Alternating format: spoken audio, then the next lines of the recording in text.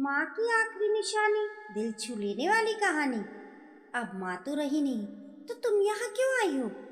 प्रिया की माँ के जाने को पूरे 15 दिन हो चुके थे।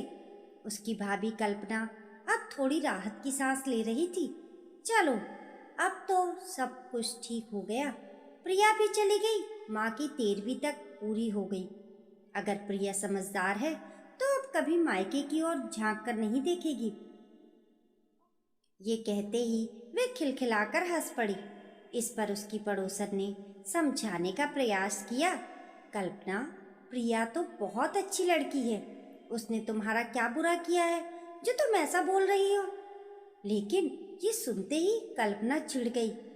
अगर तुम्हें प्रिया की तारीफ ही करनी है तो मुझसे क्यों बात कर रही हो? और गुस्से में दरवाजा पटक कर घर के अंदर चली गई।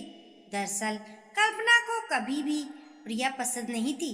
अब तो उसे लग रहा था कि अब यह मायका उसका अंतिम अधिकार है और प्रिया को यहाँ कोई जगह नहीं रही। अब तो वह कभी नहीं आएगी, उसने मन ही मन सोचा। लेकिन अगले ही दिन उसकी आंखों के सामने प्रिया खड़ी थी। कल्पना की आंखें फैल गईं। अरे प्रिया, अब तुम यहाँ क्यों आई हो? माँ तो इस दुनिया में नहीं रही। पहले तो मिलने के बहाने रोज आती थी, अब किससे मिलने के लिए आई हो? प्रिया पहले तो हिचकिचा गई, फिर धीरे से बोली, भाभी, मुझे पता है कि मेरा आना तुम्हें अच्छा नहीं लगता, लेकिन आज मैं आखिरी बार तुमसे मिलने आई हूँ। मुझसे मिलने? कल्पना को विश्वास ही नहीं हो रहा था। तब प्रिया हल्के स्वर में बोली, भाभी, क्या घर की दहलीज पर ही खड़ी रहूं? अंदर भी नहीं आने दोगी? थोड़ा हटते हुए कल्पना बोली, अब आ ही गई हो तो आ जाओ। प्रिया अंदर आई, लेकिन आज ये घर उसे बेगाना लग रहा था। उसी आंगन में जहाँ वह बचपन में खेली थी, आज उसे लग रहा था कि भाभी ने इस पर पूरा कब्जा कर लिया है। उसकी आंखों में आंसू आ गए, लेकिन उसने उन्हें पोंछ लिया। कल्पना आंगन में ही जमकर खड़ी हो गई, मानो कह रही हो, तुम्हारा इस घर में कोई काम ही नहीं है। प्रिया चुपचाप वहीं के एक पुराने चबूतरे पर बैठ गई। दोनों कुछ पल चुप रहीं, फिर कल्पना बोली, क्या काम है तुम्हें? मुझे बहुत काम है, तो जल्दी बताओ। उसकी आवाज़ में बेचैनी और झुंझलाहट साफ झलक रही थी। प्रिया धीरे से बोली, मैं तुम्हारा समय नहीं लूँगी भाभी, चिंता मत करो, और आज के बाद मैं कभी यहाँ नहीं आऊँगी। भैया से मेरा रिश्ता अलग है, वे समझ लेंगे। लेकिन ये घर अब तुम्हारा है, तुम्हारी मर्जी के बिना मैं यहाँ कदम नहीं रखूँगी। लेकिन तुम्हारे पास एक अमानत है जो मैं वापस लेकर आई हूँ।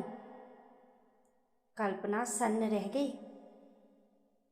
प्रिया ने अपना पर्स खोला और सोने के कंगन निकालकर आगे बढ़ाते हुए कहा,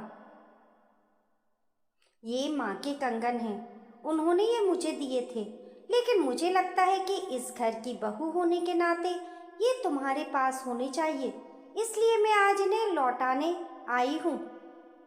कल्पना की आंखें चौड़ी हो गई। उसे याद आया, माँ ने उसे सोने का हार देते हुए कहा था, तुम्हें हार मैं दे रही हूँ और कंगन मैं अपनी बेटी को देना चाहती हूँ। उसने हार तो खुशी से ले लिया था, लेकिन कंगन के लिए हमेशा मन में कड़वाहट रही थी। माँ ने ये कंगन मुझे क्यों नहीं दिए? और आज वही लालच उसके सामने मुँह चिढ़ा रहा था। उसका सिर शर्म से झुक गया। नहीं प्रिया, ये कंगन माँ ने तुम्हें दिए हैं, तुम ही रखो। मैं इन्हें क्या करूँगी? तब प्रिया बोली, नहीं भाभी, अब पूरा घर तुम्हारा है, ये आंगन तुम्हारा है, तो माँ की ये निशानी भी तुम्हारे हाथ में ही होनी चाहिए। कहते हुए उसने कंगन कल्पना के हाथ में पहना दिए और वह अपना पर्स उठाकर जाने लगी। लेकिन अब कल्पना रोक नहीं पाई। उसका गला भर आया। वह दौड़कर प्रिया के पीछे गई, उसे मोड़कर बोली, प्रिया, ये कंगन मुझे सच में नहीं चाहिए। माँ ने ये तुम्हें प्यार से दिए थे, उन्होंने तो मुझे हार दे दिया, तुम मुझे ये क्यों दे रही हो? प्रिया मुस्कुराई। माँ ने तुम्हें क्या दिया इससे क्या फर्क पड़ता है, लेकिन मुझे अच्छे से पता है इन कंगनों की वजह से तुम मुझसे नफरत करती थी। हमारा रिश्ता खत्म होने की कगार पर था, इसलिए मैंने सोचा जड़ ही काट दूं, माँ की ये निशानी तुम्हें वापस कर दूं, ताकि तुम्हारे मन से सारे शिकवे खत्म हो जाए। और अगर ये कंगन तुम्हारे हाथ में रहे तो मेरा मायका हमेशा बना रहेगा। माँ की निशानी से बढ़कर मेरे मायके का क्या प्रमाण हो सकता है? मैं बस इतना चाहती हूँ कि तुम याद रखो, मैं भी इस घर का हिस्सा हूँ। बोलते बोलते उसका गला रुंध गया। अब कल्पना से रहा नहीं गया। वे झट से उसे गले लगा ली और रोने लगी। मुझे माफ कर दो प्रिया, मैंने हमेशा अपना फायदा ही देखा। तुम्हारे आने से मैं परेशान होती थी, लगता था तुम मुझ पर नजर रखते आती हो।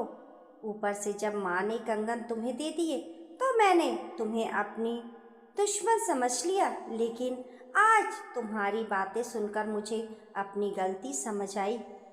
मेरा भी मायका है, अगर वहाँ कोई मुझे ऐसा महसूस कराता तो मैं कैसा महसूस करती। मैं वादा करती हूँ, जब तक मैं जिंदा हूँ तुम्हारा मायका कभी खत्म नहीं होगा। बोलते बोलते उसकी आवाज़ भर आई और शब्द गले में ही अटक गए। प्रिया हैरान थी। उसे कभी उम्मीद नहीं थी कि भाभी का व्यवहार इतना बदल जाएगा। उसकी आंखों से भी आंसू बहने लगे। मम्मी पापा के जाने के बाद तुम लोग ही तो मेरे अपने हो।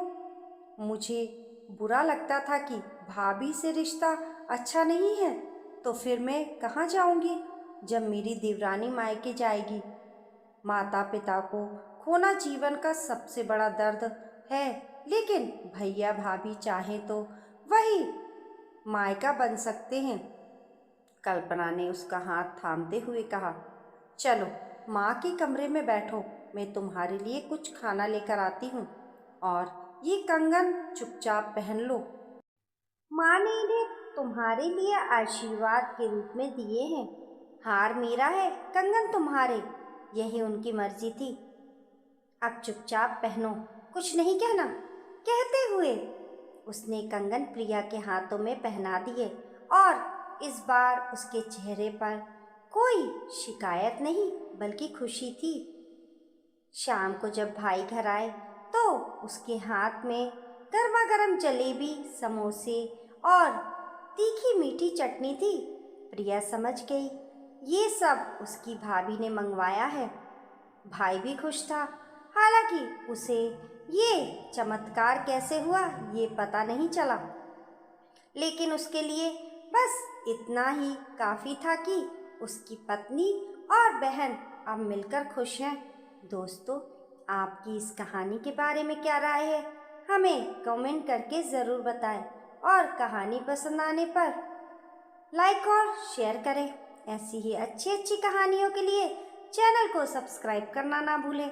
मिलते हैं फिर एक नई कहानी के साथ, तब तक के लिए नमस्कार।